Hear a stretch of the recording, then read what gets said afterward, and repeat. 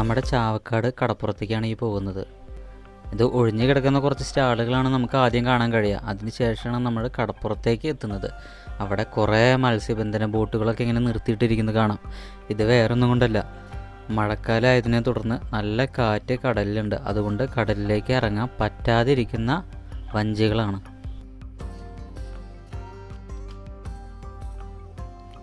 കടൽ നമുക്ക് എത്ര കണ്ടാലും മതിയാവില്ല.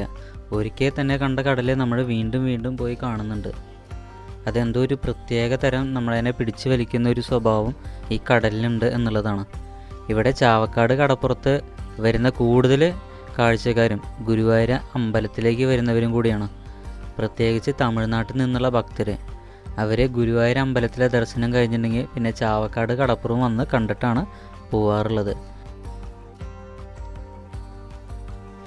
കടലിൻ്റെ കാഴ്ച കാണാൻ വരുന്നവർക്കായിട്ട് ഇവിടെ ഒരു പാർക്ക് സംവിധാനങ്ങളൊക്കെ ഒരുക്കിയിട്ടുണ്ട്. പല രീതിയിലുള്ള റൈഡുകളും പല രീതിയിലുള്ള ഗെയിംസും അതൊക്കെ അവിടെ സജ്ജീകരിച്ചിട്ടുണ്ടായിരുന്നു. പക്ഷേ മഴ കാരണമാണെന്ന് തോന്നുന്നു ഇതൊന്നും ഇപ്പോൾ പ്രവർത്തിക്കുന്നില്ല. കുറച്ച് കാലം മുമ്പ് വരെ ഇവിടെ ഒരു ഫ്ലോട്ടിംഗ് ബ്രിഡ്ജ് പ്രവർത്തനം ഉണ്ടായിരുന്നു. ഇപ്പോൾ മഴ കാരണമാണെന്ന് തോന്നുന്നു അതൊക്കെ ഊരി വെച്ചിരിക്കുകയാണ്. ഒരു സമയത്ത് ഫ്ലോട്ടിംഗ് ബ്രിഡ്ജ് തിരമാലകൾ ഇടയിൽ പെട്ടിട്ട് തകർന്ന ഒരു സംഭവം വരെ ഉണ്ടായിട്ടുണ്ട്.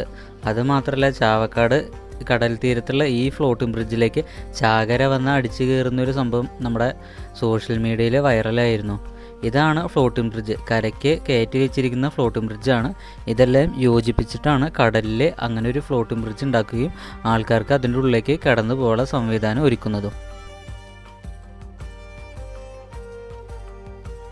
ചാവക്കാട് കടപ്പുറത്ത് ഊട്ടിയെ പോലെ അടിപൊളി സ്ഥലമുണ്ട്. പൈൻ മരങ്ങൾ പോലുള്ള മരങ്ങളെല്ലാം കൂടി നിന്നുകൊണ്ട് നല്ലൊരു ഭംഗിയുള്ളൊരു സ്ഥലം.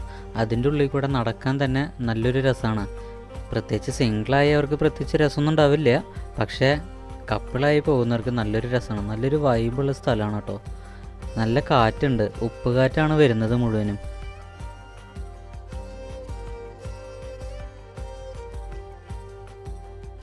ഇതാണ് ചേറ്റുവ ലൈറ്റ് ഹൗസ്. ഇതിൻ്റെ മുകളിൽ നിന്നുള്ള കാഴ്ച വളരെ മനോഹരമാണ്.